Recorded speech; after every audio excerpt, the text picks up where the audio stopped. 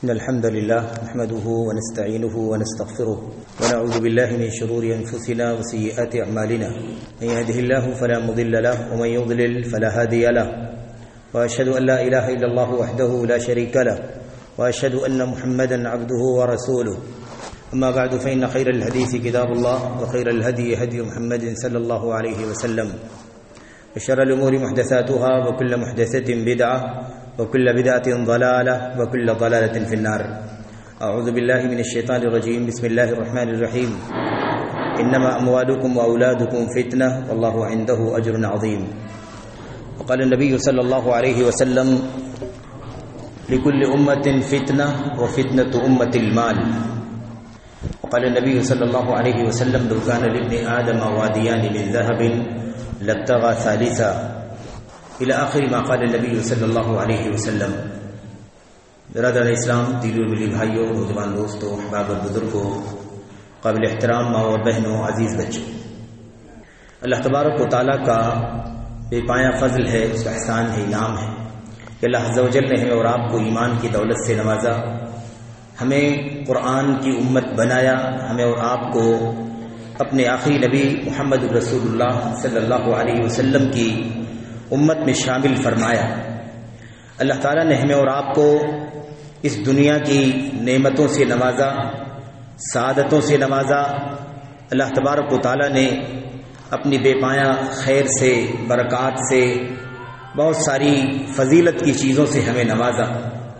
اللہ سے دعا کرتے ہیں کہ اللہ عز و جل ہمیں اور آپ کو ان نعمتوں کی قدر کرنے کی توفیق عطا فرمائے. اللہ تعالیٰ ہمیں اور آپ کو اس دنیا میں اللہ کی نعمتوں کو اسی طرح سے اللہ کی رضا میں، اللہ کی خوشنودی میں استعمال کرنے کی توفیق عطا فرمائے جس طرح سے اللہ تبارک و تعالیٰ کی مرضی ہے. اللہ تعالیٰ ہمیں اور آپ کو اپنی نعمتیں اس کی ناراضگی میں، اسے غضب اور غصہ دلانے والے کاموں میں استعمال کرنے سے بچنے کی توفیق عطا فرمائے. اللہ تبارک و تعالیٰ ہمیں اور آپ کو اپنی نعمتوں پر شکر کی، اس کے حمد کی توفیق عطا فرمائے. اور اسی طرح سے اللہ تبارک و تعالی ہمیں اپنی بندگی میں، اپنی عبادت میں، اپنے سامنے غلام بن کر رہنے میں عزت اور شرف محسوس کرنے کی توفیق عطا فرمائے. آمین رب العالمین. بے شمار نعمتیں اللہ تبارک و تعالی کی ہیں. ان نعمتوں میں سے ایک نعمت اللہ تعالی نے ہمیں اور آپ کو مال کی نعمت سے نوازا ہے. مال اللہ تعالی کی نعمت بھی ہے اور اللہ تبارک و تعالی کی طرف سے عذاب بھی ہے. اللہ عز و جل کی طرف سے جو مال ہمیں اور آپ کو حاصل ہوتا ہے، ضروری نہیں ہے کہ وہ ہمارے حق میں وہ نعمت ہی ہو. ایسا بھی ہو سکتا ہے کہ وہ مال جو اللہ تبارک و تعالیٰ کی طرف سے ملا ہے کسی کے حق میں نعمت ہو، کسی کے حق میں عذاب ہو. کچھ بھی ہو سکتا ہے. کیوں؟ اس لیے کہ اللہ تبارک و تعالیٰ کے دیا ہوا مال، اللہ تبارک و تعالیٰ کی دی ہوئی نعمت کو اگر ہم نے اس کی رضا میں، اس کی خوشنودی میں، اس کے دین میں، اس کے کتاب کی خدمت میں، اس کے نبی صلی اللہ علیہ وسلم کے لائے ہوئے دین اور اس کی سنت کی خدمت میں، اللہ تبارک و تعالیٰ کی کتاب میں جو بھی اس کے لیے مد اور وجوہ بنائے گئے ہیں، جن جن راستوں میں اسے خرچ کرنا ہے، اگر ہم اس مال کو اس راستے میں خرچ کریں تب تو وہ اللہ تبارک و تعالیٰ کی طرف سے دی ہوئی مال کی نعمت ہمارے لیے نعمت ہے. لیکن اگر ہم نے اللہ تعالیٰ کے دیے ہوئے مال کو اللہ کی ناراضگی میں استعمال کیا، اللہ تبارک و تعالیٰ کو غضب دلانے کے کام میں استعمال کیا، اور ہم نے اس مال کو اس راستے میں لگایا جو راستہ اللہ تبارک و تعالیٰ کی رضا کا راستہ نہیں ہے، ناراضگی کا راستہ ہے، غضب کا راستہ ہے، تو یہ مال ہمارے لیے اللہ تعالیٰ کی نعمت نہیں ہے بلکہ اللہ تعالیٰ کا عذاب ہے. کیوں؟ اس لیے کہ اللہ تبارک و تعالیٰ نے مال ہمیں ضرور دیا ہے، لیکن مال کو خرچ کرنے کے لیے بھی اللہ تعالیٰ کی طرف سے اصول اور ضابطے ہیں.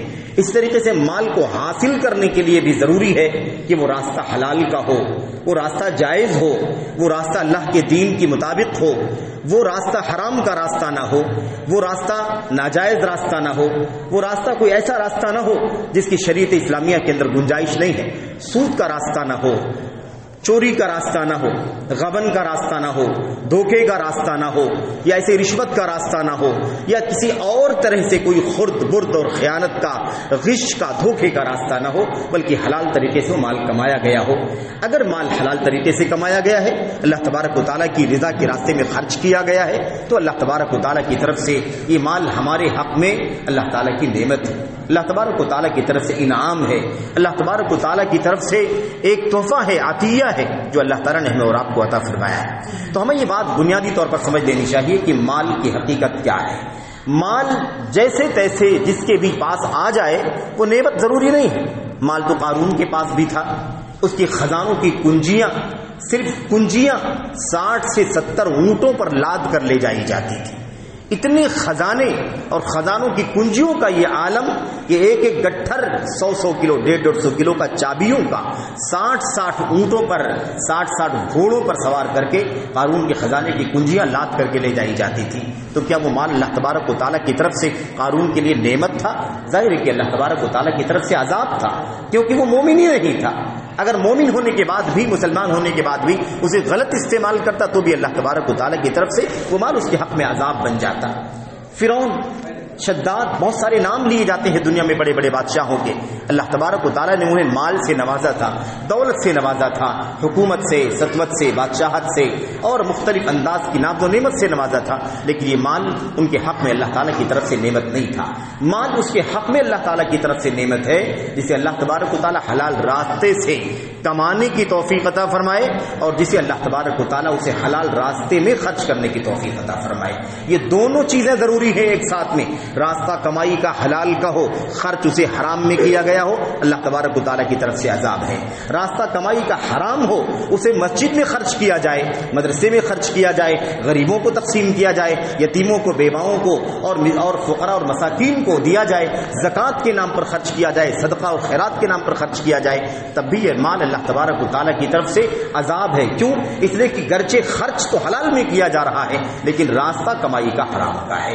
تو دونوں چیزیں ضروری ہیں میرے بھائیوں۔ اللہ کے نبی محمد رسول اللہ صلی اللہ علیہ وسلم نے اس بات کو سمجھایا تھا، آپ نے سمجھایا تھا ساری امت کے لیے، سب کے لیے، میرے لیے، آپ کے لیے، قیامت تک آنے والے سارے لوگوں کے لیے یہ مسئلہ سمجھا دیا گیا ہے، بتلا دیا گیا ہے۔ آپ نے فرمایا تھا اس امت کا فتنہ مال ہے، یعنی امت، جتنی امتیں، حضرت موسیٰ علیہ السلام کی امت، حضرت عیسیٰ علیہ السلام کی امت اور دیگر جتنے بنی اسرائیل کے انبیاء اس سے پہلے گزرے ہیں، جتنے بھی نبی گزرے ہیں، سب کی امت کو اللہ تبارک و تعالیٰ کسی نہ کسی امتحان میں ڈالتا تھا۔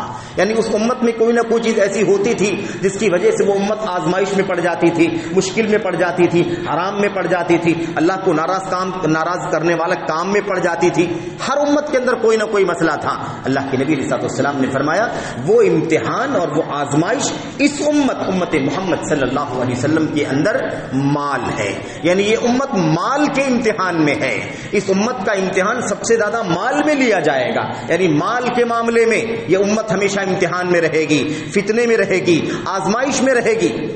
مال میں ایسا خرد برد چلے گا، اس کی کمائی کے راستے کو غلط اختیار کر لیا جائے گا، یا کمائی کا راستہ حلال کا ہوگا تو اسے خرچ غلط راستے میں کیا جائے گا۔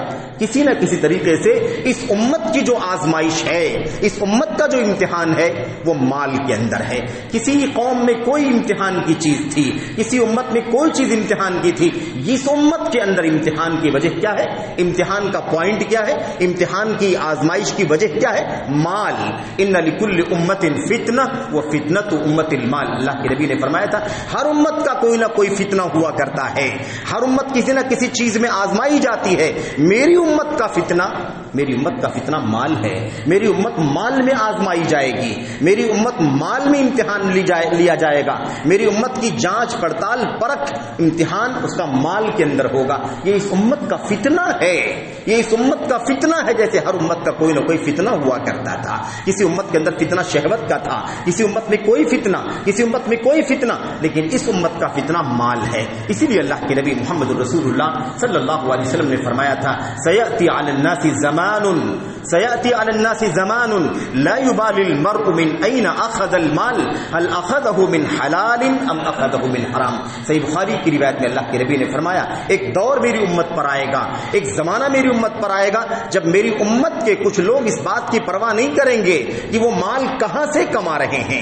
مال کہاں سے حاصل کر رہے ہیں, انکم کہاں سے کر رہے ہیں, اس کی پرواہ نہیں کریں گے.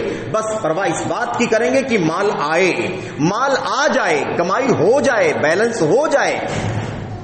یہ پرواہ نہیں کریں گے امن الحلال امن الحرام, اس بات کی فکر نہیں کریں گے کہ راستہ کمائی کا حرام کا راستہ ہے یا حلال کا راستہ ہے. حلال حرام کی پرواہ چھوڑ دیں گے, حلال حرام کی فکر چھوڑ دیں گے. حلال آئے یا حرام آئے لیکن مال آئے, انکم ہو, بیلنس ہو, ہمارے پاس زمین جائیداد پراپرٹی بینک بیلنس اور بہت ساری چیزیں اکٹھا ہو جائیں, اس کی پرواہ کریں گے. صحیح بخاری شریف کے اندر اللہ کے نبی صلی اللہ علیہ وسلم نے ہم کو یہ بات سمجھا دی ہے کہ امت کی یہ حالت ہو جائے گی, امت کا یہ حال ہو جائے گا, میری امت کے لوگوں کا حال یہ ہو جائے گا کہ لوگ مال میں آزمائے جائیں گے, حلال حرام کی تمیز ختم کر دیں گے, جائز و ناجائز کا فرق چھوڑ دیں گے. جہاں سے آئے جیسے آئے, 1 نمبر آئے, 2 نمبر آئے, 4 نمبر آئے, اس کا لوٹ کے, اس کا گھسوٹ کے, چوری سے, خیانت سے, خرد برد سے, رشوت سے, سود سے, کسی بھی طریقے سے آئے. آج دنیا کے اندر حالات کیسے ہیں آپ ذرا دیکھیے کس طریقے سے یہودی لابی نے بینکنگ کا سارا سسٹم اپنے ہاتھ میں لے رکھا ہے. کاروبار کارپوریٹ کا جو نظام ہے وہ یہودیوں کے ہاتھ میں ہے. ایسا ماحول بنا دیا گیا ہے کہ ہر آدمی کسی نہ کسی طرح سے مال کی ہوس میں, مال کی لالچ میں آتا ہے. یہاں سے کوئی نہ کوئی چیز حاصل ہو جائے گی, یہاں سے کوئی نہ کوئی راستہ کھل جائے گا. وہ پیشین گوئی نبی کریم صلی اللہ علیہ وسلم کی جو آپ نے فرمائی تھی کہ میری امت پر ایک ایسا وقت بھی آئے گا کہ میری امت کے لوگ ایسا کرنا شروع کر دیں گے. آج آدمی کہتا ہے آئے کہاں سے, انکم کہاں سے ہو جائے, بیلنس کہاں سے ہو جائے, حلال حرام کی تمیز کو ختم کر دیتا ہے. میرے بھائیوں, اللہ کے نبی علیہ الصلوۃ والسلام کی بہت ساری حدیثیں ہیں مال کے فتنے کے سلسلے میں. قرآن کریم کی آیتیں ہم نے آپ کے سامنے پڑھی ہے. اللہ تبارک و تعالیٰ فرماتا ہے اعلموا انما اموالکم واولادکم فتنہ واللہ عندہ اجر عظیم. جان لو اچھی طرح سے, تمہیں معلوم ہونا چاہیے, تمہیں اس بات کا علم ہونا چاہیے کہ تمہارے مال اور تمہاری اولاد فتنہ ہے. تمہارا مال آزمائش ہے, تمہارا مال امتحان ہے, تمہاری اولاد امتحان ہے. جس اولاد کے لیے تم حلال و حرام بھی چھوڑ دیتے ہو, حلال و حرام کی پرواہ بھی ختم کر دیتے ہو. آدمی سوچتا ہوں بچوں کے لیے جمع کر لیتا ہوں, بچوں کے لیے تیاری کر لیتا ہوں, بال بچے, اپنی زندگی تو کٹ گئی بال بچوں کے لیے. اب بال بچوں کی تیاری میں وہ حرام بھی بھول جاتا ہے. حلال تو لیتا ہی ہے, حرام بھی لے لیتا ہے, اپنا بھی لے لیتا ہے, پرائے کا بھی لے لیتا ہے. فکر کس کی کر رہا ہے؟ اولاد کی کر رہا ہے. اپنی عاقبت خراب کر رہا ہے, اپنی جہنم کر رہا ہے, اپنے آپ کو حرام میں ڈال رہا ہے. کن کے لیے؟ جو بعد میں آنے والے ہیں. ہر بچہ جو پیدا ہوتا ہے, ہر بچہ جو ماں کے پیٹ سے جنم لیتا ہے, 4 باتیں اس کی روح پھونکنے کے ساتھ لکھ دی جاتی ہیں. ہر بچہ جو پیدا ہوتا ہے اپنی ماں کے پیٹ میں جنم لیتا ہے, میرے بھائیو 4 مہینہ ختم ہو جانے کے بعد 40 120 دن کے بعد اللہ تبارک و تعالیٰ فرشتے کو بھیجتا ہے اور اس کی زندگی کے بارے میں 4 باتیں نوٹ کر دی جاتی ہیں. اس میں سے ایک چیز کیا ہے؟ اس میں سے ایک چیز یہ ہے کہ اس کی روزی کتنی ہوگی, کم ہوگی زیادہ ہوگی, اس کی روزی لکھی جاتی ہے. روزی کا ذمہ اللہ تبارک و تعالیٰ نے لیا ہوا ہے. جس کی قسمت میں جو ہے, جس کی مقدر میں جو ہے وہ اسے ملے گا. اور یاد رکھو, اگر میری قسمت میں روزی لکھی ہوئی ہے, کم یا زیادہ جو بھی لکھی ہوئی ہے, جب تک وہ ساری روزی میں لے نہیں لوں گا, مرنا بھی چاہوں گا تو میری موت نہیں آئے گی. انسان اپنی زندگی کی روزی لیے بغیر مر بھی نہیں سکتا ہے. اللہ کے نبی نے فرمایا انسان کو اس کی روزی ایسے تلاش کرتی ہے جیسے انسان کو اس کی موت تلاش کرتی ہے. جیسے موت آ کر کے رہے گی ایسے ہی اس کی زندگی میں اس کے نصیبے میں لکھی ہوئی روزی اور اس کا مال اس کے پاس آ کر کے رہے گا. زندگی کا ایک گھونٹ باقی بچے گا, بچا ہوا ہوگا, اس کی موت نہیں آئے گی جب تک وہ گھونٹ بھی اس کے گلے سے نیچے نہ اتر جائے. ایک دانہ بھی روزی کا اگر اس کے حق میں باقی ہوگا تو اس دانے کو اپنے جسم سے نیچے, حلق سے نیچے, پیٹ میں اتارنے سے پہلے اس کی موت نہیں آئے گی. مرنا بھی چاہے گا تو موت نہیں آئے گی. خودکشی کرنا چاہے گا تو خودکشی نہیں کر سکے گا. میرے بھائیو، تم اللہ تبارک و تعالی نے روزی لکھی ہوئی ہے، اس لیے اپنی اپنی عاقبت کی فکر کرنا ہے۔ مال آزمائش ہے، مال فتنہ ہے، مال امتحان ہے۔ اللہ کے نبی محمد رسول اللہ صلی اللہ علیہ وسلم کی حدیثیں ہمارے سامنے ہیں۔ اللہ کے نبی نے فرمایا تھا، یقول ابن آدم مالی مالی، آدم کا بچہ کہتا ہے، آدمی کہتا ہے، یعنی ہم لوگ ہیں، آدم کے بچے کا مطلب ہم لوگ، ہم سب آدمی ہیں، آدم کی اولاد ہیں۔ آج کل اور قیامت کی صبح تک جتنے لوگ پیدا ہوں گے سب کے سب اولاد آدم ہیں، آدمی ہیں ہم۔ اللہ کے نبی محمد رسول اللہ صلی اللہ علیہ وسلم نے فرمایا تھا، یقول ابن آدم مالی مالی، آدم کا بچہ کہتا ہے، آدم کی اولاد کہتی ہے، میرا مال، میرا مال، میری دولت، میری زمین، میری جائیداد، میری پراپرٹی۔ آدمی مال مال کی بات کرتا ہے۔ اللہ کے نبی فرماتے ہیں، وَلَيْسَ مِن مَالِهِ إِلَّا مَا أَكَلَ فَأَفْنَىٰ وَمَا لَبِسَ فَأَبْلَىٰ وَمَا تَصَدَّقَ فَأَمْضَىٰ وَمَا سِوَاهُ ذَاهِبٌ وَتَارِكُهُ لِلنَّاسِ۔ اللہ کے نبی علیہ السلام نے فرمایا، آپ نے فرمایا، آدم کا بچہ کہتا ہے میرا مال میرا مال، حقیقت میں اس کا کوئی مال نہیں ہے، صرف اور صرف اس کے تین چیزیں اس کے اپنے مال کی ہیں۔ اس کا اپنا حقیقت میں، حقیقی معنی میں اگر اس کا کوئی مال ہے تو صرف تین چیزیں اس کا اپنا مال ہے۔ ایک وہ چیز جو اس نے کھا لیا، کھا کر کے اسے ہضم کر دیا، ہضم کر کے ختم کر دیا، جو کھا لیا پی لیا وہ گیا، اس کے حق میں اس کو استعمال کر لیا اس نے۔ وما لبس فابلا، اور جو کچھ اس نے پہن لیا، پہن کر کے پرانا کر دیا، بھاڑ دیا، اس کے لیے اس کی زندگی میں یوز ہو گیا۔ وہ کھایا پیا وہ اس کا مال تھا، اس لیے اس کو ایکچوئل میں مل گیا۔ جو اس نے پہنا اور پہن کر کے پرانا کر دیا اس نے استعمال کر لیا، اس کا مال تھا جو اس کے یوز میں آ گیا، استعمال ہو گیا۔ نمبر 3، وما تصدق فامضى، اور جو کچھ اس نے اللہ تبارک و تعالیٰ کی راہ میں خرچ کر دیا، صدقہ دے دیا، زکوٰۃ دے دیا، خیرات دے دیا، اللہ کے راستے میں خرچ کر دیا، فقراء کو، مساکین کو، یتیموں کو، بیواؤں کو دے دیا، اخلاص کے ساتھ، الہیت کے ساتھ، حلال راستے سے کما کر کے خرچ کیا۔ یہ تین چیزیں اس کا اپنا مال ہے۔ کیوں؟ اس لیے کہ یہ جو صدقہ خیرات کرے گا، زکوٰۃ ادا کرے گا، یہ اللہ تبارک و تعالیٰ کے یہاں نوٹ ہو رہا ہے، درج ہو رہا ہے، اس کا صلہ، اس کا بدلہ اسے عطا فرمائے گا۔ ان تین چیزوں کے سوا جو کچھ بھی ہے وہ اس کا مال نہیں ہے۔ جاؤ چیک کر کے دیکھ لو، کوئی کسی کے پاس کوئی چوتھا مال ہے؟ ہمارے باپ دادا پر دادا نہ جانے کتنے لوگ دنیا سے چلے گئے، کیا لے کر کے گئے؟ وہی جو اللہ کے نبی نے فرمایا، جو کھا لیا وہ ان کا تھا، ان کا مال تھا اس لیے کھا لیا، استعمال کر لیا۔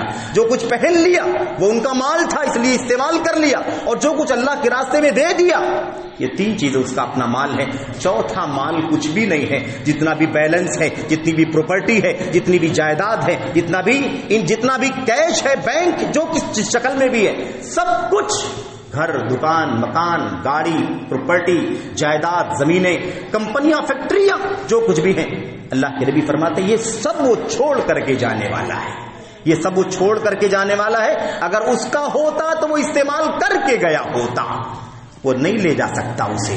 یہ فتنہ ہے مال کا، کس سے جو کھایا، جو پہنا، جو اللہ کے راستے میں دے دیا، یہی تین چیزیں اس کا مال ہے۔ لیکن آدمی اس سے زیادہ فکر اس بات کی کرتا ہے کہ کیسے ڈھیر سارا اکٹھا کر لے، بہت زیادہ جمع کر لے، بہت زیادہ اکٹھا کر لے۔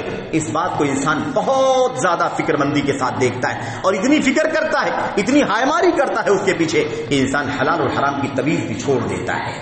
اللہ کے نبی صلی اللہ علیہ وسلم نے فرمایا تھا، وہ حدیث آپ جانتے ہیں، وہ حدیث جانتے ہیں آپ، اور آپ کے سامنے اس کا تذکرہ میں بھی کروں گا آگے۔ اس سے پہلے اللہ کے نبی محمد رسول اللہ صلی اللہ علیہ وسلم کی وہ حدیث بھی آپ غور کر لیں، آپ غور کریں۔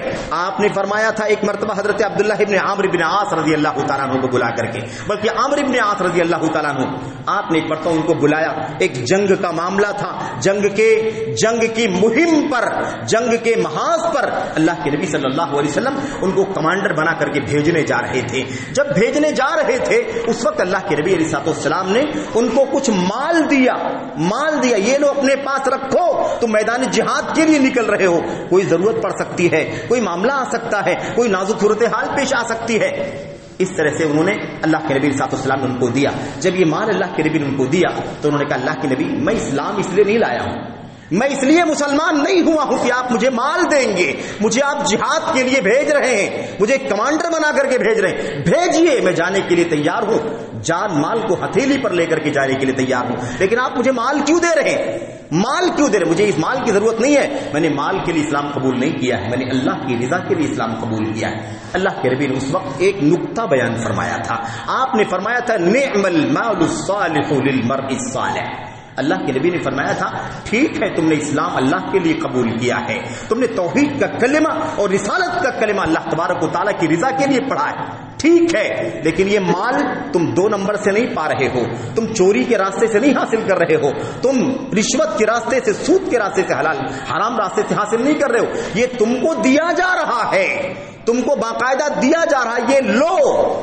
تو یہ مال صالح مال ہے، پاک مال ہے، پاکیزہ مال ہے، حلال مال ہے، اور جب مال پاکیزہ ہو، مال حلال ہو اور آدمی بھی نیک اور صالح ہو تو پھر تو کوئی مسئلہ نہیں ہے، پھر تو بہت بڑی خوبی کی بات ہے، بہت اچھی بات ہے۔ اللہ کے نبی نے فرمایا نعم المال الصالح للمرء الصالح، اچھا مال، پاکیزہ مال نیک آدمی کے لیے بہت خوب چیز ہے۔ آدمی کو نیک ہونا ضروری ہے، حلال پر چلنا ضروری ہے، اللہ سے ڈرنا ضروری ہے، حلال راستے سے کمانا ضروری ہے، حلال راستے میں خرچ کرنا ضروری ہے، ورنہ مال بہت بڑا فتنہ ہے، بہت بڑی آزمائش ہے، بہت بڑا امتحان ہے۔ یہ مال یاد رکھو کہ یہ مال ہمارے ہاتھ میں ضرور ہے، کسی کے ہاتھ میں کم، کسی کے ہاتھ میں زیادہ، لیکن یہ مال حقیقت میں ہمارا نہیں ہے، یہ مال اللہ تبارک و تعالیٰ کا ہے۔ المال مال اللہ، مال اللہ کا مال ہے، اس نے جب تک ہم زندہ ہیں تب تک یہ دنیا میں مال پھیلا رکھا ہے تاکہ اس کے بندے استعمال کریں، جس کو اللہ نے جتنا لکھا ہے اتنا وہ مال پاتا ہے، لیکن حقیقت میں یہ مال اللہ تبارک و تعالیٰ کا ہے۔ جیسے ہم کسی کو دے دیں کہ وہ یوز کرے، استعمال کرے، اس کے بعد وہ پلٹ کر کے دینے والے کے پاس آ جائے، تو مال ودیعت ہے، مال ہمیں دیا گیا ہے اللہ تبارک و تعالیٰ کی طرف سے، اصل مالک اللہ تبارک و تعالیٰ ہے۔ میرے بھائیو، قرآن کریم کی آیتوں میں اللہ کے نبی علیہ السلام کی حدیثوں میں اس مسئلے کو کئی جگہوں پر سمجھایا گیا ہے، کئی جگہوں پر، کئی آیتوں میں، کئی حدیثوں میں اس بات کو سمجھایا گیا ہے تاکہ امت کے لوگ سمجھیں مال کا فتنہ کیا ہے، مال کی حقیقت کیا۔ اور ایک بات اور سمجھ لیں، یہ بھی ایک بہت بڑا نکتہ ہے میرے بھائیو، جس کے پاس مال آ جائے، بہت زیادہ دولت آ جائے، شہر میں اس کا نام چلتا ہو، بستی میں اس کا نام چلتا ہو، گاؤں میں اس کا نام چلتا ہو، پورے صوبے میں، یا آج کل تو اس کا سروے کر کے ہر ملک کے لیول پر بتایا جاتا ہے the richest person of world, فلاں پوری دنیا کا سب سے بڑا دولت مند آدمی کون، فلاں ملک کا ٹاپ 10 میں کون ہے، ٹاپ 10 انڈیا میں کون ہے، ٹاپ 10، اس طرح سے سروے کیا جاتا ہے۔ میرے بھائیوں، میرے بزرگوں، یہ مال جتنا بھی زیادہ ہو جائے، ایک بات یاد رکھنا، ضروری نہیں ہے کہ یہ مال اس لیے اس کو ملا ہے اللہ کی طرف سے کہ اللہ تبارک و تعالیٰ کو بہت پیارا ہے، وہ اللہ تعالیٰ کو بہت پسندیدہ ہے، وہ اللہ کا بڑا چہیتا ہے، اللہ کا بڑا مقرب ہے، اللہ کے یہاں بڑا محترم ہے، اللہ کو بڑا معزز ہے، اس لیے اللہ نے اس کو زیادہ مال دے دیا ہے، اور جس کو اللہ تعالیٰ نے مال کم دیا ہے اللہ اس سے ناراض ہے، اس لیے اللہ نے اسے مال کم دیا ہے۔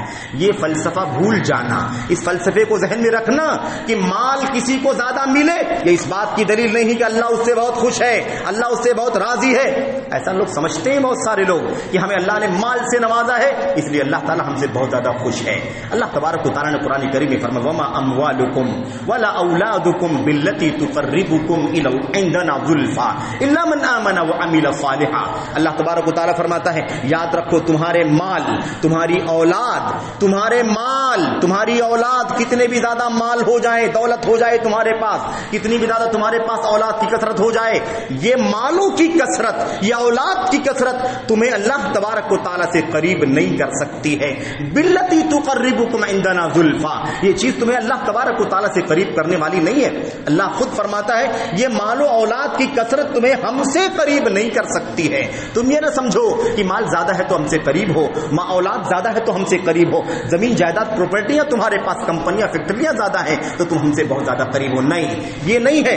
ایمان اور عمل صالح، قریب کون ہے، اللہ کا محبوب کون ہے، اللہ کا پیارا کون ہے، اللہ کی نظر میں محترم کون ہے، اللہ کی نظر میں معزز کون ہے، اللہ تبارک و تعالیٰ کا محبوب اور پیارا بندہ کون ہے، الا من آمن وعمل صالحا۔ اسی آیت کریمہ کے اندر دونوں باتیں بیان کی جا رہی ہیں۔ ہاں وہ آدمی، وہ بندہ جو ایمان لائے اور عمل صالح کرنے والا ہو، وہ ہم سے قریب ہے. ایمان ہم سے قریب کر دے گا اسے, اس کا نیک عمل اسے ہم سے قریب کر دے گا. تو اللہ سے قریب کرنے والی چیز کون سی ہے؟ ایمان. اللہ سے قریب کرنے والی چیز کیا ہے؟ عمل صالح, نیک عمل. یہ اللہ سے قریب کرنے والی چیز ہے. مال کتنا بھی زیادہ ہو جائے, اولاد کی کثرت ہو جائے, یہ اللہ تعالیٰ فرماتا ہے یہ تمہیں ہم سے قریب نہیں کر سکتی ہے. اس لیے یہ نقطہ ذہن میں رہے. بہت سارے لوگ سمجھتے ہیں, اور یہ نادانی والی چیز ہمارے اور آپ کی ذہنوں میں آ جاتی ہے کہ اللہ تعالیٰ اس سے بہت زیادہ خوش ہے, اسی لیے اللہ تبارک و تعالیٰ نے اسے بڑی دولت سے نوازا ہے. اللہ کو بڑا پیارا ہے. آپ سوچیے اگر اللہ تبارک و تعالیٰ کا یہ نظام ہوتا, یہ سسٹم ہوتا کہ اللہ تعالیٰ کو جو بہت زیادہ پیارا ہوتا ہے اللہ تعالیٰ اس کو مال سے نوازتا ہے, تو بھلا بتاؤ کہ ہمارے اور آپ کے نبی محمد الرسول اللہ صلی اللہ علیہ وسلم کے پاس کتنا مال تھا, کتنی پراپرٹی تھی, کتنی جائیداد تھی, کتنا بینک بیلنس تھا کچھ نبی کریم صلی اللہ علیہ وسلم کے پاس. آپ کی حالت تو یہ تھی کہ آپ کو 2 3 مہینے, ایک مہینہ نہیں, 1 2 دن نہیں, 1 مہینہ 2 مہینہ 3 مہینہ اللہ کے نبی کے گھر میں, اللہ کے نبی کی بیویوں کے گھروں میں چولہا نہیں جلتا تھا, کھانے کے لیے کچھ نہیں ہوا کرتا تھا. میرے بھائیو, تو اگر اللہ تبارک و تعالیٰ اپنے پیارے بندوں کو دولت سے نوازتا ہے تو اللہ کے نبی علیہ الصلوۃ والسلام کیا پیارے نہیں تھے, یا پیارے تھے تو دولت سے کیوں نہیں نوازا اللہ تبارک و تعالیٰ نے؟ آپ کی موت آئی, آپ کی وفات ہوئی, اس وقت آپ کی زرہ جانتے ہیں نا, زرہ وہ لوہے کا, زنجیروں کا وہ لباس, لوہے کا وہ لباس جسے جنگ میں پہن کر کے جنگ کی جاتی ہے تاکہ ہتھیاروں کی مار اور لوگوں کی تلواریں, لوگوں کے نیزے بھالے انسان کے جسم میں نہ دھسے, روکنے کے لیے لوہے کا جو لباس پہنا جاتا ہے, وہ لباس جس کو زرہ کہا جاتا ہے, ایک یہودی کے پاس 30 صاع جو کے بدلے میں گروی رکھا ہوا تھا. اس حالت میں اللہ کے نبی صلی اللہ علیہ وسلم کی وفات ہوئی. تو دولت یہ اللہ سے محبت کی دلیل نہیں ہے.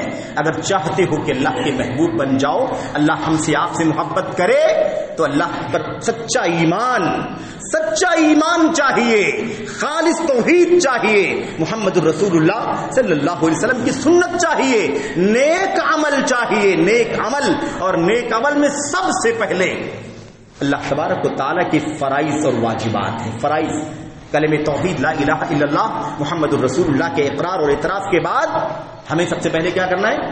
5 وقتہ فرض نمازیں پابندی کے ساتھ ادا کرنا ہے. سب سے پہلے یہ نیک عمل میں سب سے پہلی چیز ہے, یاد رکھو, 5 وقتہ نمازیں, اس کے بعد زکوٰۃ, حج, روزہ, اور اس کے بعد حج بیت اللہ جس کے پاس طاقت ہے. یہ سب سے پہلے نمبر پر ہے. اس کی پابندی ہونی چاہیے. میرے بھائیوں, میرے بزرگوں, اللہ کے نبی محمد رسول اللہ صلی اللہ علیہ وسلم نے اس مسئلے کو بھی بیان فرما دیا تھا. آپ نے فرمایا تھا لا تزول قدم عبد یوم القیامت الا, اللہ کے نبی حتی یسأل عن 5, ترمذی وغیرہ کی روایت میں, صحیح روایت, اللہ کے نبی نے فرمایا کسی بندے کا, آدم کی اولاد کے قدم اللہ تبارک و تعالیٰ کے سامنے سے اس وقت تک نہیں ٹل سکیں گے, اس وقت تک قدم ہٹ نہیں سکیں گے اللہ کے سامنے سے قیامت کے دن, جب تک کہ اسے 5 سوالات نہ کر لیے جائیں. 5 سوالات ہو جائیں گے, 5 سوالوں کا صحیح جواب, مطمئن کرنے والا جواب. کس کو مطمئن کرنا ہے؟ کسی وکیل کو نہیں, کسی دنیا کے جج کو نہیں, کسی بیچ والے بروکر کو نہیں, کسی اس کو نہیں, کسی سفارشی کو نہیں, کسی مکھیا اور بڑے کو نہیں. اللہ تبارک و تعالیٰ کے سامنے کھڑے ہوگا آدمی, جب تک 5 سوالات نہ کر لیے جائیں, 5 کا جواب دے کر کے صحیح طور پر ثابت نہ کر دے کہ ان 5 سوالوں کے جواب میں وہ کھرا اترتا ہے, تب تک کسی بندے کو اللہ کے سامنے سے ٹلنے کی ہمت نہیں ہوگی. 5 سوال کیا ہے؟ یہ 5 سوال ہماری زندگی کا خلاصہ ہے, زندگی میں کامیابی کی کنجیاں ہیں, آخرت میں اللہ تبارک و تعالیٰ کے ہاں جنت پانے کا راستہ ہے. ہماری اور آپ کی ذمہ داری کی اس مسئلے کو سمجھیں. نمبر 1, اللہ کے نبی نے فرمایا 5 چیزوں سے پہلی چیز کیا؟ ان عمرہ فیما افناہ. انسان سے سب سے پہلے 5 سوال میں سے پہلا سوال یہ کیا جائے گا اس کی عمر کے بارے میں, کہ اس کو اللہ تعالیٰ نے اتنی لمبی عمر عطا فرمائی تھی. اس لمبی عمر میں وہ عمر 20 30 40 50 60 70 100 اس کے اوپر جتنی بھی عمر اللہ نے عطا فرمائی, اللہ نے اتنی لمبی عمر عطا فرمائی تھی, اس عمر کو اس نے کہاں گنوایا؟ اتنی لمبی عمر, 1 سال میں اگر آدمی نفل نماز نہ پڑھے نا، نفل نماز نہ پڑھے اور 5 وقتہ نماز کے آگے پیچھے والی سنت بھی نہ پڑھے، تب بھی 6000 رکعت فرض نماز پڑھے گا۔ کتنا پڑھے گا؟ 6000 رکعت کے قریب فرض نماز پڑھے گا، فرض۔ اور اس کے علاوہ 12 رکعت اگر ڈیلی پڑھے تو کتنی ہو جائے گی؟ تراویح کو جوڑ لے کتنی ہو جائے گی؟ تہجد کو جوڑ لے کتنی ہو جائیں گی؟ اس کے علاوہ نوافل وغیرہ ہیں، تحیۃ المسجد ہے، تحیۃ الوضو ہے، کتنی نمازیں ہیں۔ اور میرے بھائیو عام نوافل اس کو جوڑ لے تو کتنی رکعت نماز ہو جائے گی؟ یاد رکھیں اللہ تبارک و تعالیٰ پوچھے گا، اللہ سوال کرے گا۔ یہ لمبی عمریں ہیں، دعا کرتے ہیں اللہ تعالیٰ آپ کو لمبی عمر عطا فرمائے۔ صرف لمبی ضروری نہیں ہے، لمبی کے ساتھ ساتھ نیک ہونا بھی ضروری ہے۔ نیکی کے ساتھ، عمل صالح کے ساتھ زندگی لمبی ہونی چاہیے۔ میرے بھائیو، اللہ کے نبی علیہ الصلوۃ والسلام کے سامنے ایک شخص آیا، اس نے سوال کیا، اللہ کے نبی صلی اللہ علیہ وسلم یہ بتائیے سب سے اچھا انسان کون ہے، سب سے بہتر انسان کون ہے؟ اللہ کے نبی نے فرمایا من طال عمرہ وحسن عملہ، سب سے بہتر انسان وہ ہے جس کی عمر لمبی ہو اور جس کا عمل زندگی بھر نیک ہو۔ تو نیک عمل کے ساتھ زندگی لمبی ہونی چاہیے، نیک عمل کے ساتھ عمر لمبی ہونی چاہیے۔ عمر لمبی ہو رہی ہے، 30 سال 40 سال 50 سال کی عمر پہنچ چکی، نماز کا پتہ لگا نہیں، زندگی میں کاروبار انکم حرام کا ہے، ادھر لوٹ گھسوٹ ہے، ادھر چوری ہے، ادھر خیانت ہے، اس کا مارنا، یہ کرنا وہ کرنا، فرائض کا پتہ نہیں۔ اس کے علاوہ حرام چیزوں میں بیڑی ہے، سگریٹ ہے، گانجا ہے، بھنگ ہے، نشوار ہے، گوا ہے، گٹکا، دنیا بھر کی بکواس، حرام چیزیں انسان استعمال کرتا ہے، داڑھیاں موڑتا ہے، اور ایسے ہی 70 سال 80 سال کی عمر کو پہنچ جاتا ہے۔ عمر تو لمبی ہو گئی میرے بھائیوں، لیکن یہ بتاؤ کہ کیا زندگی لمبی ہو گئی تو اس کے زندگی میں نیکی بھی ہے؟ گناہ کے ساتھ عمر لمبی ہوئی ہے۔ دوسرا سوال کیا گیا اللہ کے نبی سے، اے اللہ کے نبی یہ بتائیے کہ سب سے بدترین انسان کون ہے؟ ای الناس شر، سب سے برا آدمی کون ہے؟ لوگوں میں سب سے بدترین کون ہے؟ اللہ کے نبی نے فرمایا من طال عمرہ وساء عملہ، سب سے برا آدمی وہ ہے جس کی عمر لمبی ہو جائے لیکن وہ بدعملی میں گزر رہا ہو، بدعملی کی زندگی گزار رہا ہو اور بڑی لمبی۔ اگر بدعملی کی زندگی گزار رہا ہے تو پھر بہتر تھا، اس کی زندگی کے لیے بہتر، اس کے انجام کے لیے بہتر ایک جلدی موت پا جاتا، لیکن موت جلدی نہیں آئی، لمبی عمر چل رہی ہے لیکن گناہوں میں گزر رہی ہے، حرام میں گزر رہی ہے، فرائض کا پتہ نہیں، نماز کا پتہ نہیں، زکوٰۃ کا پتہ نہیں، روزے کا پتہ نہیں، اور اس کے علاوہ دنیا بھر کی گناہ کی چیزیں ہماری اور آپ کی زندگی میں۔ آپ سوچیں کتنی خطرناک بات ہے۔ تو اللہ تبارک و تعالیٰ پوچھے گا، کیا پوچھے گا؟ اتنی لمبی عمر ہم نے تم کو عطا فرمائی تھی، دنیا میں عیش و مستی کرنے کے لیے نہیں بھیجا تھا، اپنی منمانی جو جی چاہا، جو اچھا لگا اسے کر لے، جو اچھا نہ لگے اسے نہ کرے، اس لیے نہیں بھیجا تھا۔ نبی بھیجا تھا، قرآن بھیجا تھا، تاکہ نبی جو بتلائے، قرآن میں جو آیا ہوا ہو اس کے مطابق زندگی گزار کر کے آؤ۔ جواب دو، تم کو 60 سال کی عمر، 70 سال کی عمر، 80 سال کی عمر، 100 سال کی عمر ہم نے تم کو عطا فرمائی، اس سے کم 40 سال 30 سال 20 سال 22 سال، اس سے کم 15 سال 14 سال 12 سال، بالغ ہونے کے بعد سے ایک ایک سیکنڈ کا حساب ہوگا، بالغ ہونے کے بعد سے ایک ایک سیکنڈ کا حساب ہوگا۔ انسان کو سمجھ میں نہیں آئے گا، مجھے سمجھ میں نہیں آئے گا، آپ کو سمجھ میں نہیں آئے گا۔ جب دفتر گناہوں کا کھولا جائے گا تو ہوش اڑ جائیں گے، اتنے سارے گناہ، کتنے گناہ کیا ہم نے، کب کیا یاد بھی نہیں ہے، اتنے بڑے بڑے گناہ، اتنے چھوٹے چھوٹے گناہ، اور مال کا فتنہ تو بڑا خطرناک ہے، اسی حدیث میں آ رہا ہے۔ تو اللہ کے نبی نے کیا فرمایا؟ اللہ کے نبی نے فرمایا اس کی عمر کے بارے میں اللہ پوچھے گا، اتنی عمر ہم نے تم کو دیا تھا، اس عمر کو تم نے کہاں گنوایا، کہاں لگا دیا اتنی لمبی عمر کو؟ بھائی کہاں چلی گئی عمر؟ کیا کر کے آئے ہو اتنی 50 60 60 70 سال کی عمر میں؟ کیا لے کر کے آئے ہو؟ دکھاؤ، کیا دکھائیں گے ہم میرے بھائی؟ آپ ذرا سوچیں، محاسبہ کریں، اپنی گریبان میں جھانک کر کے دیکھیں۔ جوانوں کو چاہیے، بزرگوں کو چاہیے، ماؤں کو چاہیے، بہنوں کو چاہیے، سب کو چاہیے کہ اپنے اپنے گریبان میں جھانک کر کے دیکھیں کہ وہ لے کر کے کیا جائیں گے اللہ تبارک و تعالیٰ کے ساتھ۔ اس کے بعد دوسرا سوال، وعن شبابہ فیما ابلا، اس کی جوانی کے بارے میں پوچھا جائے گا کہ وہ جوانی والی عمر جو اس کو ہم نے عطا فرمائی تھی، پیدائش سے لے کر کے بڑھاپے اور موت کے بیچ میں ایک خاص پیریڈ جوانی کا آتا ہے۔ جوانی کا پیریڈ بڑا اہم ہوتا ہے، بڑا قیمتی ہوتا ہے۔ وہ بچپن بھی کمزوری کا ٹائم اور بڑھاپا بھی کمزوری کا ٹائم، لیکن بیچ میں جوانی کا جو پیریڈ ہوتا ہے نا، جوانی کا وقفہ، اس کے اندر طاقت، قوت، ہوش، عقل، دماغ، قوت بازو، بہت کچھ کر دھرنے کا ہمت اور اس کا جذبہ پایا جاتا ہے اس کے اندر۔ اللہ تبارک و تعالیٰ پوری عمر کے بارے میں سوال کرنے کے بعد خصوصی طور پر دوسرا سوال کرے گا کہ اس 50-60 سال کے بیچ میں ہم نے تم کو 25 سال کی جوانی بھی عطا فرمائی تھی، وہ جوانی کی عمر تم نے کہاں گزار دی؟ اور صحیح بات یہ ہے کہ جوانی کی عمر 25 سے 30 سال تک ہے، جو مضبوط جوانی کی عمر ہوتی ہے۔ 14-15 سال سے لے کر کے 41-42-45 سال تک یہ کڑیل جوانی کی عمر ہوتی ہے۔ اس کے بعد ادھیڑ پن کی عمر، یعنی جوانی کے ساتھ بڑھاپے کے اثرات لگنا شروع ہو جاتے ہیں۔ میرے بھائیوں، اس کو کہولت کی عمر کہا جاتا ہے۔ خیر، تو میں یہ کہہ رہا تھا کہ اللہ تبارک و تعالیٰ خاص جوانی کے بارے میں پوچھے گا کہ یہ خاص طاقت والی، قوت والی، عقل طاقتور، جسم میں طاقت، ہوش اور ہمت، جذبہ، طاقت، یہ تم نے کہاں لگایا؟ یہ تو بہت کام کا پیریڈ تھا، بہت قیمتی، بہت انمول پیریڈ ہم نے تم کو دیا تھا، اس کو تم نے کہاں لگا دیا؟ کہاں لگا دیا تم نے؟ کہاں لگایا بھائی؟ اپنی طاقت کا استعمال کیا ظلم کرنے کے لیے، اپنی طاقت کا استعمال کیا کسی کو مارنے کے لیے، اپنی طاقت کا استعمال کیا کسی کے ساتھ ناحق کرنے کے لیے، اپنی طاقت کا استعمال کیا کسی کمزور پر ہاتھ کا استعمال کرنے کے لیے، کسی بوڑھے پر ہاتھ اٹھانے کے لیے، اپنی طاقت کا استعمال تم نے کیا دنگا فساد کرنے کے لیے، اپنی قوت کا استعمال کیا دنیا کے اندر جرم اجرام کرنے کے لیے، فساد پھیلانے کے لیے تم نے کیا، ناحق کسی کی جان مال کو ضائع کرنے کے لیے اپنی عمر کا استعمال کیا؟ اللہ تبارک و تعالیٰ پوچھے گا۔ اور آج تو میڈیا کا دور، اللہ تعالیٰ پوچھے گا اتنی طاقت اور جوانی کی عمر ہم نے تم کو دی تھی، اس کو تم نے اللہ کے دین میں کتنا استعمال کیا؟ آج کا جوان جو ہے نا وہ میڈیا کے پیچھے گمراہ ہو رہا ہے۔ میڈیا کا فتنہ، موبائل انٹرنیٹ کا فتنہ اس کے ہاتھ میں ہے، دنیا کی ساری گندگیاں اس کے ہاتھ میں ہیں، جب چاہے جیسے چاہے چند سیکنڈوں میں دنیا کی ساری گندگیوں تک پہنچ سکتا ہے۔ یہ موجودہ وقت کے جوانوں کی زندگیاں اللہ ماشاء اللہ بڑی تعداد بہک رہی ہے میڈیا کے پیچھے، بچے ہوں یا بچیاں ہوں، جوان بھائی ہوں یا جوان بہنیں ہوں، جوان بچے ہوں یا جوان بچیاں ہوں، میڈیا کے فتنے کی لت میں یہ سب کے سب بہکتے چلے جا رہے ہیں۔ ان کی جوانیاں کھل رہی ہیں، ان کی جوانیوں کے اندر فساد ہے، ان کی جوانیوں کے اندر انحراف پایا جاتا ہے۔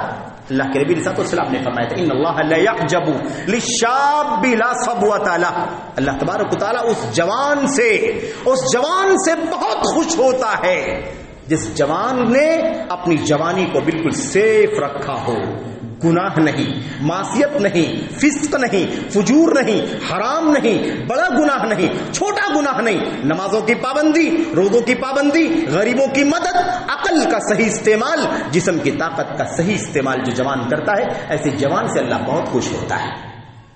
اور اس جوان کو اللہ تبارک و تعالیٰ قیامت کے دن اپنے عرش کے سائے میں جگہ عطا فرمائے گا، جب اللہ کے عرش کے سائے کے سوا کوئی سایہ نہیں ہوگا۔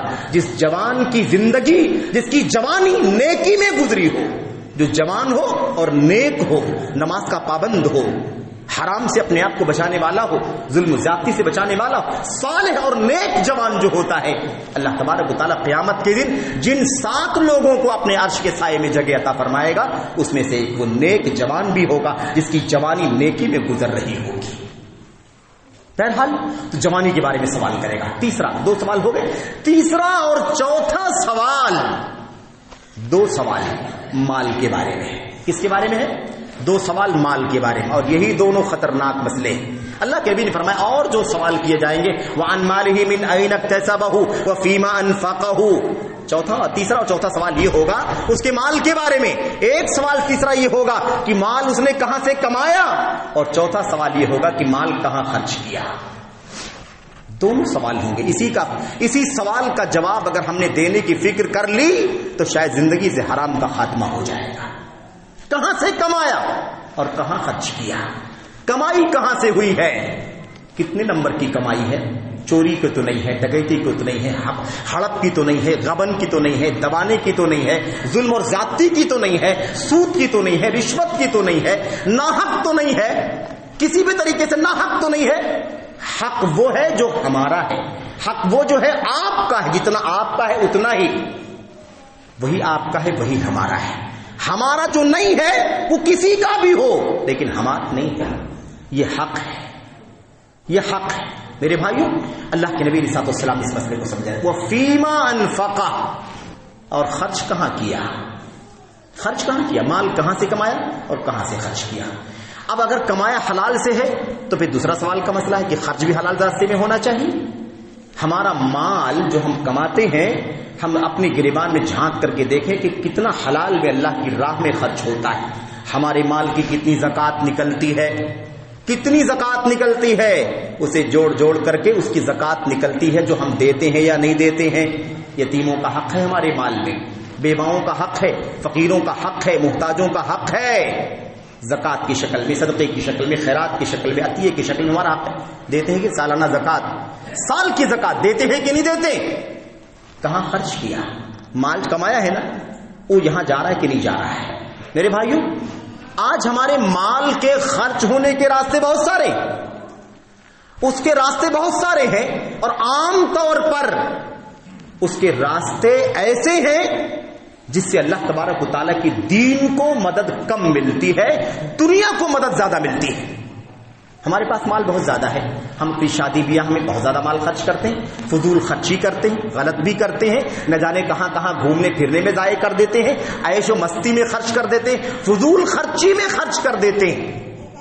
لیکن وہی مال ہماری مسجدوں میں کتنا لگتا ہے، ہمارا مال مسجدوں میں کتنا لگا، ہمارا مال ہماری مدرسوں میں کتنا لگا، ہمارا مال ہمارے دین کے اداروں میں کتنا لگا، وہی مال ہمارے قوم کے بچوں کی تعلیم پر کتنا لگا، وہی مال ہمارے دین کے، ہماری قوم کے بچوں کے معلمین اساتذہ کو کتنا ملا، مساجد کے ائمہ کو کتنا ملا۔ یہ سب سے اہم کام ہے۔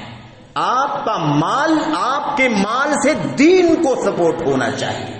اللہ کا دیا ہوا مال دنیا میں نہیں بلکہ دین میں خرچ کرو۔ اللہ تبارک و تعالیٰ قرآن کریم میں قارون کے بارے میں فرماتا ہے، وَابْتَغِ فِيمَا آتَاكَ اللَّهُ الدَّارَ الْآخِرَةَ وَلَا تَنْسَ نَصِيبَكَ مِنَ الدُّنْيَا۔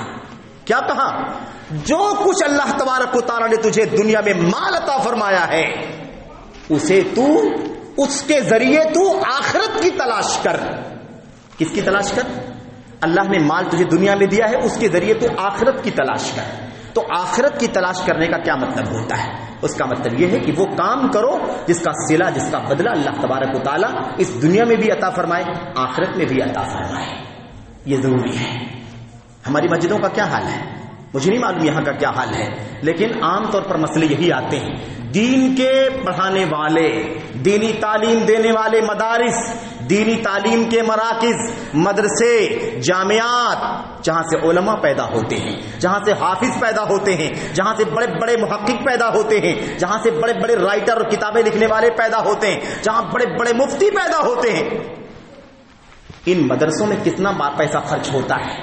ہمارے اساتذہ کی تنخواہ کتنی ہے؟ ہمارے مساجد کے اماموں کی تنخواہیں کتنی ہے؟ کتنی؟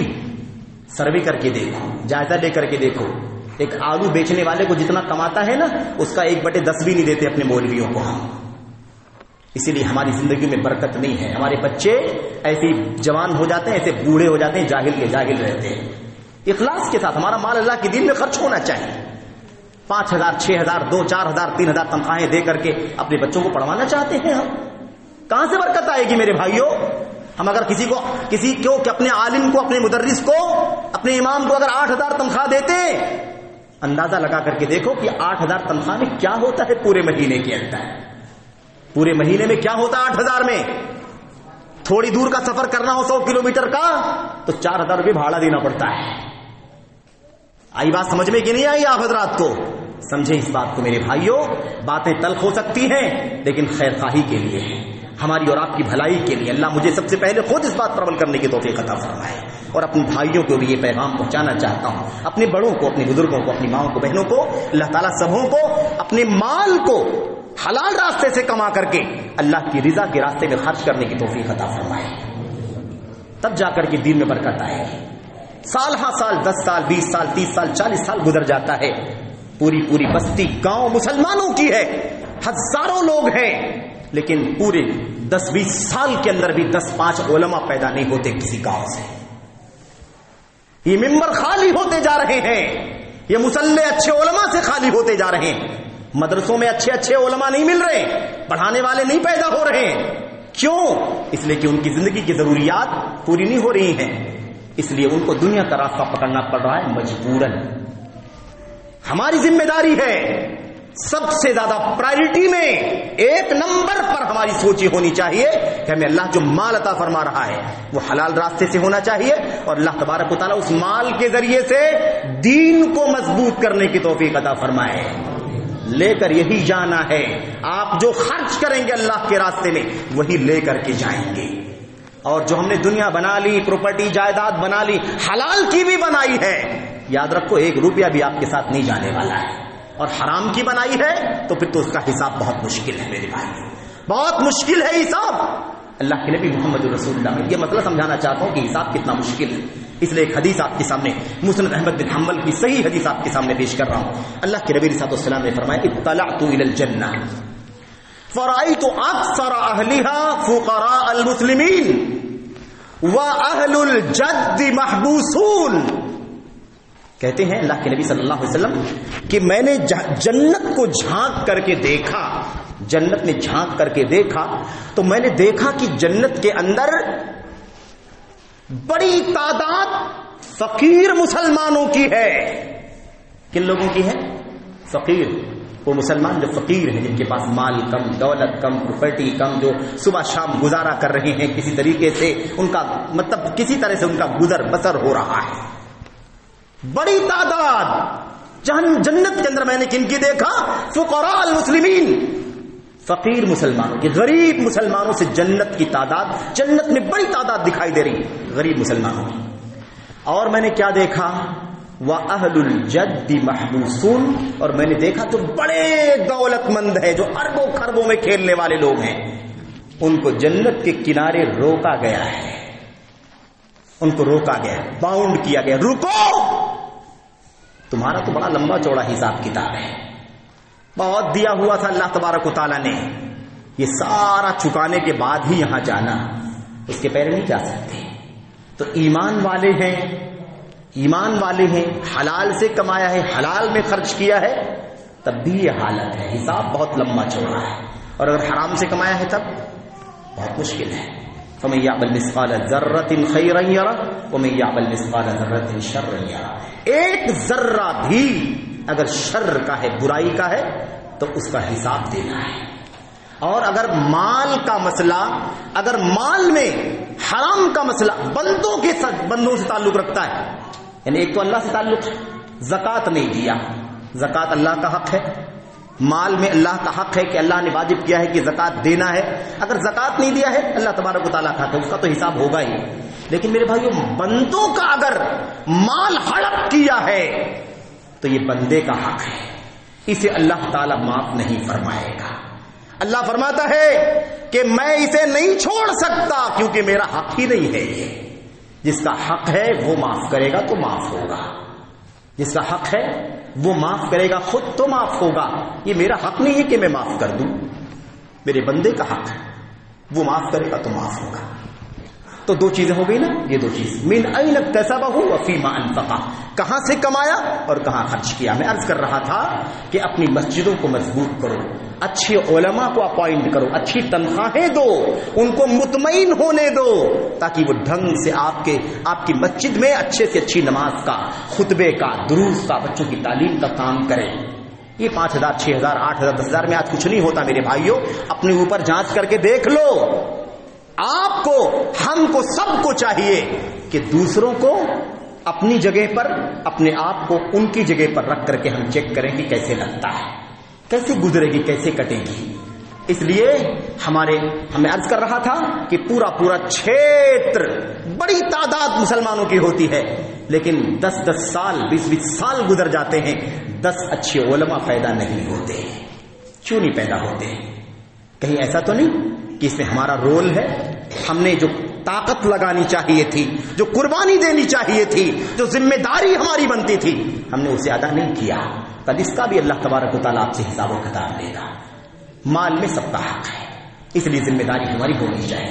تو اللہ کے نبی نے فرمایا کہ مال کہاں سے کمایا اور کہاں خرچ کیا. آخری چیز اللہ کے نبی صلی اللہ علیہ وسلم نے فرمایا کہ 5واں سوال جو کیا جائے گا وہ یہ ہوگا وعن علمہ فیما عمل. اس کو اللہ تعالیٰ نے علم عطا فرمایا تھا، علم. اس علم کے مطابق کتنا عمل کیا، علم کے مطابق کتنا عمل کیا. نہیں معلوم تھا نماز فرض ہے، ٹھیک ہے، معلوم پڑ گیا نماز فرض ہے، چھٹی نہیں ہے، جنگ میں بھی نماز پڑھنی ہے، بیماری کی آخری حالت میں بھی کھڑے ہو کے نہیں پڑھ سکتے، بیٹھ کے پڑھو، بیٹھ کے نہیں پڑھ سکتے لیٹ کے پڑھو، لیٹ کے نہیں پڑھ سکتے اشارے سے پڑھو. جب تک جسم میں جان ہے نماز فرض ہے. میرے بھائی علم ہو گیا، چھٹی نہیں، رخصت نہیں، ہمیں عمل کرنا ضروری ہے. ایسی آپ کسی بھی چیز کی مثال آپ لے سکتے ہیں، ہر چیز کی مثال آپ لے سکتے ہیں. معلوم ہے کہ حرام ہے، یہ معلوم ہے کہ سود حرام ہے، عمل کیا یا نہیں کیا. معلوم ہے کہ چوری حرام ہے، عمل کیا کہ نہیں کیا. معلوم ہے کہ غبن کرنا حرام ہے، عمل کیا کہ نہیں کیا. معلوم ہے کسی کی زمین ہتھیار لینا دبا لینا حرام ہے، عمل کیا کہ نہیں کیا. معلوم ہے کہ رشوت دینا حرام ہے، عمل کیا کہ نہیں کیا. معلوم ہے کہ سود کا لین دین کرنا حرام ہے، عمل کیا یا نہیں کیا. ایسی کسی بھی چیز کی مثال دے دیجیے. معلوم ہے کہ نشہ حرام ہے، عمل کیا یا نہیں کیا. نشہ صرف شراب کا نشہ نہیں ہے، جس سے بھی نشہ آتا ہو وہ حرام ہے. اس کے اندر تمباکو بھی ہے، اس میں بیڑی بھی ہے، اس میں گوا بھی ہے، اس میں گٹکا بھی ہے، اس میں نشوار بھی ہے، اس میں بھنگ بھی ہے، اس میں خیمی بھی ہے. کسی بھی طرح سے آپ کھائیں پیئیں، دنیا کے کسی کونے میں بکے، حرام ہے. اسے چبا کر کے کھائیں، اسے پینے والی چیز بنا کر کے پیئیں، اسے ٹیبلٹ لے کر کے آپ اس کو نگل جائیں، یا آپ اس کو پاؤڈر کی شکل میں استعمال کریں، یا آپ اس کو انجیکشن کی شکل میں استعمال کریں، حرام ہے، حرام ہے. اللہ کے نبی نے فرمایا جس کا ایک ذرہ استعمال کرنے سے نشہ نہ آتا ہو، لیکن 100 گرام کھانے سے استعمال کرنے سے نشہ آتا ہو، اس کا ایک ذرہ بھی حرام ہے. سمجھ رہے ہیں؟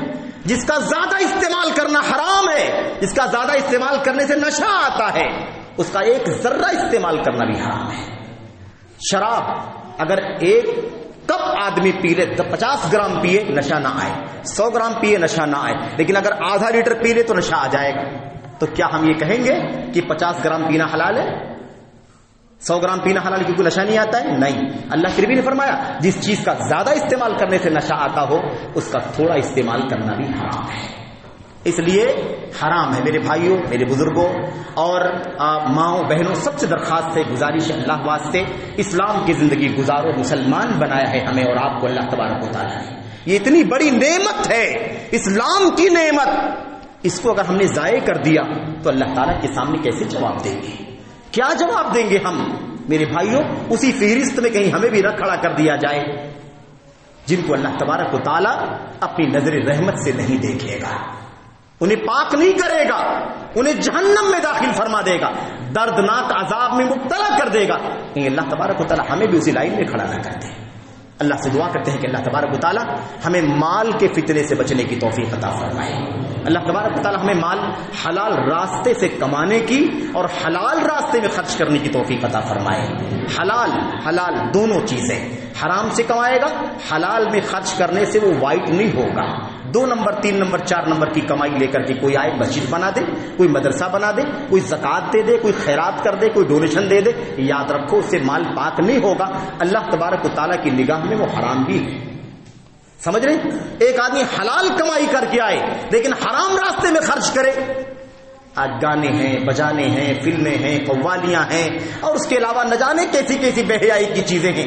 انسان کے پاس دولت جب آ جائے تو پھر وہ کسی طرح قابو میں نہیں رہنا چاہتا ہے، پھر وہ آزاد ہو جاتا ہے، اپنے نفس کا غلام بن جاتا ہے، جو چاہتا ہے کرنا چاہتا ہے کرتا ہے.